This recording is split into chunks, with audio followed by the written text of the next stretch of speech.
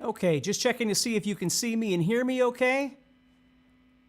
There's always a problem with something, but let me know if you can see me and hear me. Just say hello, let me know where you're at, and let me know that everything is okay on your end. All right, perfect. Let's see. Okay. Perfect. Hey, Mark, how you doing, bud? So Mark is here. Just say hello from wherever you are, and then we'll get started. So welcome to Monday Guitar Motivation. Today what we're going to be doing is, hey, Vincent. Hey, Steve. Hey, Akava. Hey, Robert. We're going to be talking about a bunch of different things over the next month to 6 weeks to try and develop some of your technique. So this is going to be fun. Hey, Chester. Lailakara, good morning from Miami. How you doing? I don't know if I said that right. I apologize if I didn't.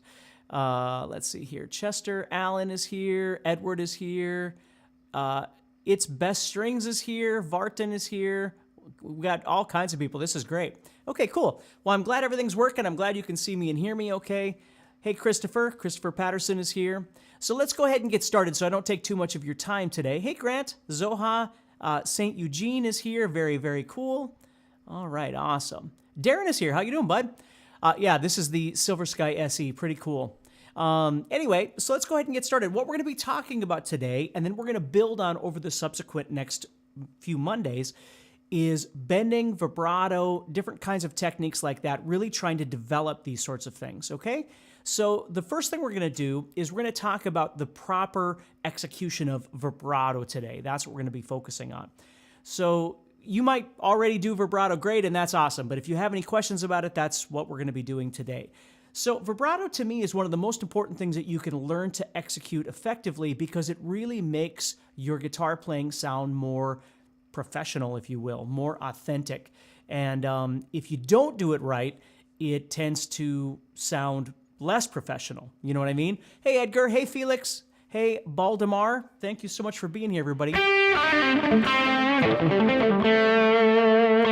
So if we think about it, let's just talk about the vibrato itself. What happens in a vibrato is we're taking a pitch and we're bending it, and then we're releasing it back to where it was. So if you think about it, if this was our pitch, just a static sound, what happens is when we do a vibrato, we're changing the pitch, and then we're going back to that static sound, and we're making this nice, smooth waveform like this. Hey, James. Hey, Scott. Hey, Marcos. Just like that. And so when we play on guitar, the goal is to try and find the best way possible to be able to get a nice, smooth motion to that vibrato. So if you think about it, what I'm going to do here is, let's just go to the 5th fret of the 3rd string here, this C right here. So what I'm going to do is I'm going to take that note, hey, Kelly, and we're going to talk about the basics of how to create that vibrato, and then we're going to go a little bit deeper into that today. So the first thing we have to understand is when we do this vibrato, what's happening, and again, I'm the last person to tell you that there's only one way to do things, because that's not true at all. But there is, in my opinion, a better way than other ways to do this. So when I do this, what I'm not doing is taking my fingers and just doing this. Okay, I'm not squeezing my fingers to make the vibrato to change that string pitch. Okay, I'm not just taking my finger and trying to do this, because there's not as much control on that. If you think about it, really, the vibrato is really coming from your wrist. And if you think about it, it's almost like opening a doorknob. Okay, that's almost kind of what you're doing. So I'm going to show you a couple of different approaches here, and then we'll just kind of keep working from there. Hey, Jersey. Rusty here from New Jersey. That's awesome. Danny's here from Alabama, and JR's here from North Carolina. Hey, everybody. Andy is here. How you doing, bud? So what I want you to do, if you have your guitar available, if you don't worry about it. We'll get into it later. But what we're going to do here is we're going to grab onto that guitar, okay? So what I'm doing is I'm coming from underneath the guitar. I'm literally grabbing onto the guitar like this, okay? So this part of my finger is touching the bottom of the guitar. So I'm not like this, okay? I'm literally grabbing on and my thumb is coming over the top, okay? This is the starting point, and then what we'll do is we'll keep building into this. So what happens then is, if I think about it, when I play that string, that's my static pitch, okay? That's the standard pitch I want. And my two choices for vibrato is either I'm going to pull toward the floor, which is going to raise the pitch, or I'm going to push toward the ceiling, which is going to raise the pitch. No matter what I do, I'm raising the pitch. Now for me, I have a tendency of wanting to pull the string toward the floor. That's what feels most comfortable for me. You might want to push toward the ceiling, and that might feel more comfortable for you, and that's okay, all right? But if you grab onto the guitar and you think about it, what I'm not doing is doing this, okay? What I'm doing is turning the wrist. So if I think about it with the finger here touching the bottom of the guitar, and then I'm grabbing on. Now I'm going to let go of that string just for a second so you can see how this would work. Notice how when I turn my wrist, like I'm opening a doorknob, when I turn my wrist, my first finger, which was here, is now here. Now I would never do a vibrato that wide. I don't even know that I physically could do that. But that's the idea, is that I'm turning like this. So this part of my finger is kind of grinding against the bottom of the guitar neck there. As I turn, I'm pulling that string with me. Okay? So I am in control of how wide I want that vibrato to be with the turn of my wrist, which has a lot more control, a lot more strength and control than just doing this with my finger. Okay? Doug says, are you holding your string and it looks like you are shaking while your guitar? I am not shaking the guitar, although that's a natural occurrence, and we'll get into that in just a little bit, Doug. Okay? So we'll talk about that too. So let's not worry about let's think that the neck is, it doesn't move, right? It just sits here. Hey, Scott, how you doing, buddy? Scott Lee is here. Nice to hear from you, buddy. So as I turn, don't worry about the neck at this point, okay? Make the vibrato happen with your control, okay? So as I turn my wrist, I'm pulling that string. And then the key here is when I release it, it's going back to that static tone, okay? I don't want to, again, if I play this note, when I bend it, when I pull that string, I need to come back to that sound. If I bend it and hold it up here, it's just going to be out of tune. It's going to sound like a dying cat, right? Or something weird like that. Hey, Martin. Hey, Edward. Hey, Louis. Thank you, everybody, for being here. So I don't want that. What I need to make sure is that that pitch, when I pull that string, the pitch comes back to flat, to static, we can call it, okay? So we want to pull that and then bring it right back to static. So again, don't worry about how fast it is and all this other stuff. All you want to do in the beginning is just develop pulling that string and then releasing it back to static. And as you get comfortable with that, and again, don't worry about how wide it is. Just understand all you're doing is you're creating stress on that string, which is raising the pitch, and then you're bringing it back. And then you're going to create stress on that string again, and then bring it back. And what you want to do is you want to keep trying to develop that. So you're creating 2 points, your static point and your stress point or your bent point. And what you're going to try and do is go back in between these 2 points over and over and over, again, to create this really smooth waveform. So it's not how wide it is, it's not how fast it is, all that sort of thing. All you want to do, Corey, it's your birthday. Well, happy birthday, Corey. That's really awesome. So I want to create a nice, smooth vibrato by simply pulling that string, even just a little bit, and then bringing it back between those 2 points. Okay? Now again, that's way more control than trying to go. Okay? So just think about that. Again, if you do this when you do vibrato, it's completely different than what I do. It doesn't necessarily mean it's wrong, but I would definitely try and learn how to do this a little bit more. Learn how to gain your control from your wrist and your forearm, more where you have more muscle and control of stability to be able to get that vibrato. So the pivot point is the bottom of the index finger and not the thumb.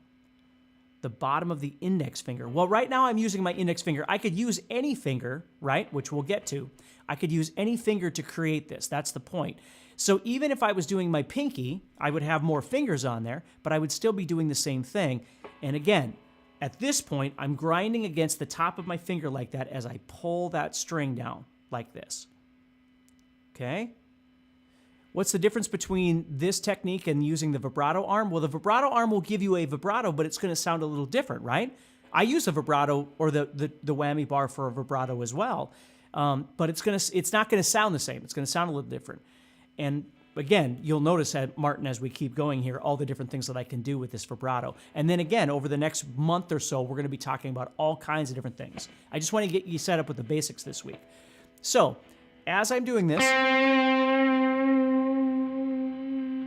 okay, I'm creating those 2 points, back and forth. So, the first step of this now, as I develop this, is understanding that I have a control over how wide I want this vibrato to be.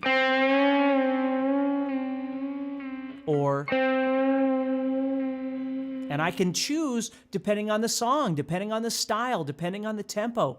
Those things might dictate what speed or what width I want this vibrato.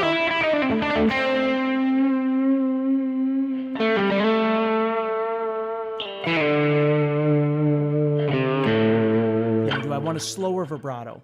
Okay, so that's the next thing, is we have the width, how wide that vibrato is. The next thing is the speed of that vibrato.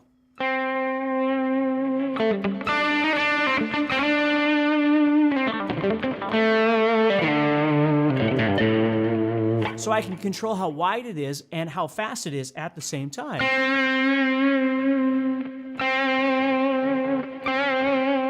Okay? So as it gets wider, of course, it's going to get a little more exotic, right? Okay? Why is it when push up the string gets numb? Why is it when push up the string gets numb? Not sure what you mean by that, and I'm not sure what's getting numb. So if you can explain that a little bit further, that would be great. So if that kind of makes sense. Now again, if you've never done much of this and you start doing vibrato, obviously you're going to start grinding on the fingertip, right? Whatever it is that's grabbing onto that guitar string, it's going to make a difference. The thicker those strings are, the more aggressive it's going to be on your finger, right? The more muscle you're going to need to be able to create a wider vibrato. If your strings are thinner, then obviously it's going to be easier to create a wider vibrato with less tension, right? So circular we'll get to in a little while. Circular is more of a natural thing. People don't really start off learning vibrato trying to create circular vibrato. It's just something that happens. Bending Stanlin we'll get to over the next month. That's all part of the conversations that we'll be having. So, so again, don't start on phase 10. Start on phase 1 and then just keep kind of trying to build as you go. So as I'm doing this, and Raffel again said how to bend a string and then do a vibrato. We're going to be talking about all of those things. If you join me over the next 4 to 5 weeks on Mondays, we're going to be talking about all these things, okay? So I'm deciding how wide I want it. I'm deciding how fast I want that, okay? Now, the next thing I can do with those two things is I can create a variety. I might decide to go something like this. Now, again, you'll notice I'm on my third finger this time, okay? Doesn't change anything. I'm still moving like this. Okay, it's just if I'm on my third finger, I might add 1 or 2 other fingers onto this to help stabilize it with more comfort and more control, right? I can use any finger I want as I play. So you'll never see me do this. Like I'll never do that, okay? You'll see me put my fingers on there. And again, depends on what works for you, right? As long as your vibrato sounds professional and you have control over it, whatever's working for you is going to work. Okay?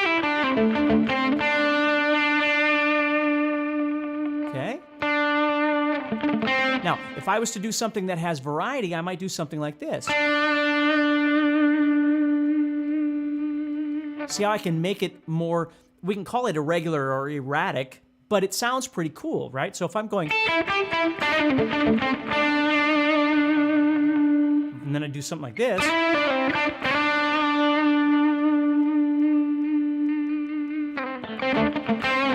you see, I can make it however I want. So, step 1, control. Your wrist placement, your finger placement. Once you get all that, you start developing the motion of the vibrato between the 2 points. Then you move on to how wide it is and creating that. Again, the thinner your strings are, the easier it's going to be to go wider if you choose to.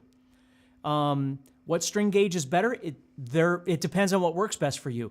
The thinner the string is when you first start, the easier it is to try and do some of these techniques. But listen, if you're 6'6" and you have really huge hands, 10s probably don't feel very heavy, where if you're 5'5" and you have really small hands, maybe 10s feel a little bit too thick, right? It just depends on what works best for you. But just understand that as you're doing this, okay, the thicker that string is, the harder it's going to be to make a wider vibrato because you're creating so much more tension, okay? So if you're vibrato with your first finger still works as a bevel. It sure does. Yep, it sure does, okay? So that's the first step, is development of all of that stuff. So don't worry about how fast it is. Don't worry about how wide it is, all that sort of thing. Just get used to the actual technique of it. Then start developing those 2 points. The first 2 steps are the most important. Learning to grab onto the guitar properly and turn like you're opening a doorknob and gain control of that, regardless of whether it's fast or slow, wide or not, doesn't really make any difference. And the second step is creating those 2 points. The static point, which is the string itself, the note that you're playing, and then the stress note, which is how wide you're bending it, right?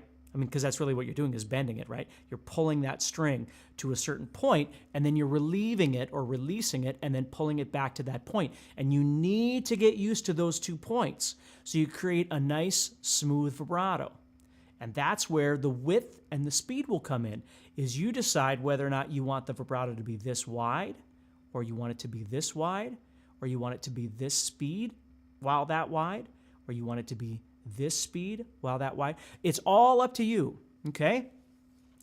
So if I go to my third finger, my other 2 fingers are just acting almost like anchors, right? They're just there to kind of help the movement. Okay? Now, you can also decide that you'd rather bend toward the ceiling. You could push toward the ceiling. There's nothing wrong with that either if that works better, but this is what you have to be careful of. This is your static pitch. What you want to be careful of is that you don't go this direction toward the floor and then this direction toward the ceiling, because you're going to get this really awkward thing because it never comes back to the static pitch. You just keep jumping over and it sounds like you're out of tune the whole time. It sounds like you're calling whales, right? So you have to be careful about that, all right? So it doesn't matter whether you're pushing or you're pulling that string. Just make sure that you always come back to the static pitch. That's what you want, okay? So if that makes sense, then you start developing the width and the speed, and then you can decide to do some of the other things, which are the last 3 things I want to explain to you. The first one is creating variety. Variety. That's a great word, though. Creating variety in your vibrato, okay? Maybe we'll just start using variety as a new thing, okay? Okay? And the next thing, which I think is really important, is deciding when to add the vibrato onto a pitch. Let's say you play a phrase and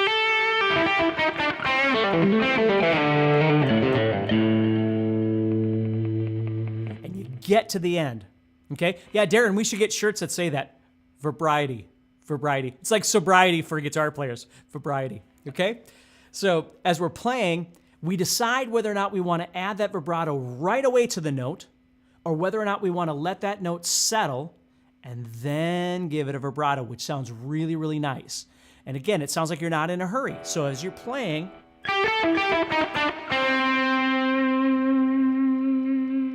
you see that? You can hit that, stabilize, and then start adding your vibrato, and it sounds great. Okay? Now, it doesn't mean you have to do that. You can go right into a vibrato as well. But I find myself more often than not, I will stabilize into the note. Again, if I'm not spending any time on it, it doesn't really make any difference because I got to get going anyway. But the important thing is deciding whether or not you want to hang out for a little while. And letting the note stabilize first and then adding the vibrato just gives a different kind of effect and makes it a little more dynamic when you play.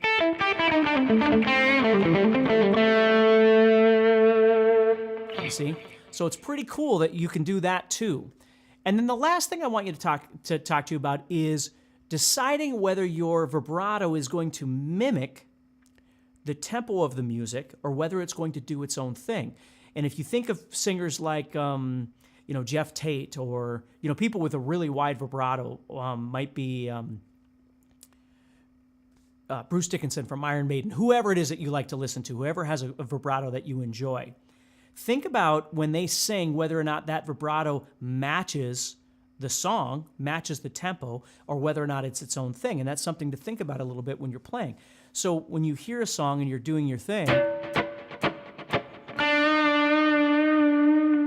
you might decide that that rhythm is going to mimic that, or whether or not it's just going to do, okay, do its own thing. And it's okay either way, but just be aware of those. So one more time to recap today. We've talked about wrist and finger, hand placement, that sort of thing, developing those two pitches, the static pitch and then the stress point, right? And developing a movement back and forth between those. Then we start dictating whether or not we want a certain width to it, a certain speed to it, and then creating variety, which is our vibriety, right? So variety. Deciding whether or not we want it to be the same all the time or whether we want to do different things at different points in time. The next thing, which I think is really important, is when you're playing a phrase and you decide to add a vibrato, whether or not you're going to add it immediately or whether or not you're going to pause and let it sit a little bit and then start adding that, okay? And then finally, whether or not you're doing your vibrato in time to the music or whether you're doing your own thing. So if that makes sense, that's what we're going to focus on this week. Now, next week, let me look. We're going to talk about string bending. Now, there's a number of different things that we need to talk about, so we're going to spend a couple of different weeks talking about different kinds of bends. And yes, we are going to talk about bending and vibrato and developing those two things at the same time, okay? So if that makes sense, we have a number of different things that we'll talk about over the next month in developing all of these different things. So this week, what I'd really love for all of you to do is focus on your vibrato itself and really just the basics of it. The most important thing is don't be in a hurry, okay? Don't just try and do everything really fast. Really try and think about the technique of what you're trying to do and then listen and feel what it is that you're doing with that vibrato. Because I think so often as guitar players, we're just in a hurry, right? We're panicking because there's so many things to think about and we're trying to play whatever's happening, that we don't think about the quality of what we're doing. So with a vibrato, don't worry about whether or not you're doing stuff fast. Just worry about whether you're doing it well, and then start deciding whether or not you want your vibrato to be wider or you want your vibrato to be, smaller or faster or whatever it is that you'd like, okay? So next week, we're going to be talking about bends. The week after, we're going to be continuing on some different topics of bends because there's tons of different kinds of bends, and I don't want to throw 50 things at you in 20 to 30 minutes. I want to throw just a few for the week, and then you can develop those, and then the next week we can talk about a bunch of other stuff, okay? So hopefully you'll join me next Monday. We'll keep going. If you get a chance, head over to GuitarZoom at guitarzoom.com. Check out the guitar courses, check out the membership, that sort of thing. If you did join me for the webinar last night, the 6-week soloing webinar, the thing that we've got coming up, thank you so much for being there with me. I appreciate that. And otherwise, check it out, share, like, do all that kind of stuff. I sure do appreciate your help in any of those sorts of things. And most importantly, stay positive and keep practicing. All right, everybody?